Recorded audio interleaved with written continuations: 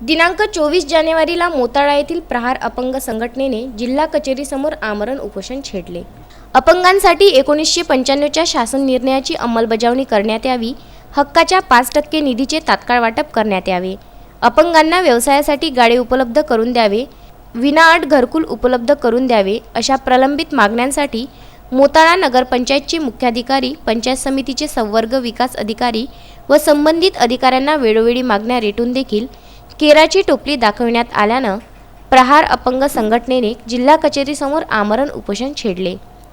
दरम्यान सुरेश जवंजाळ, राजेश पुरी, मोहम्मद निसार, नीना पाटील, सुधाकर नारखेडे, लक्ष्मण दसरे यांच्यासह अनेकांनी सेवा हमी कायद्याची पायमल्ली करणाऱ्या अधिकाऱ्यांवर कारवाईची मागणी देखील केली। या दरम्यान गणतंत्र दिनाच्या पूर्वसंध्येला नगरपंचायतचे मुख्याधिकारी यांनी 2 लाखांचा धनादेश उपोषणकर्त्यांना सोपविल्यामुळे व इतर मागण्यांच्या पूर्ततेसाठी आश्वासित केल्यानं या उपोषणाची यशस्वी सांगता करण्यात आली। आज प्रहार संघटनेमार्फत जे दिव्यांगांच्या अडचणीबाबत उपोषण करण्यात आले होते, त्यांच्या मागणीच्या अनुषंगानं निधीचा चेक त्यांना आज प्रदान करण्यात आला। तसेच त्यांचे इतर घरकुलाची निधी असेल तो सोमवारी वाटप होणार आहे आणि इतर समस्येबाबत मंगळवारी मीटिंग घेऊन त्यांचे प्रश्न लवकर कसे मार्गी राहतील याबद्दल नगरपंचायत मोताळा प्रयत्न करेल। या सर्व अटीवर आजची उपोषण त्यांनी माघार घेतली।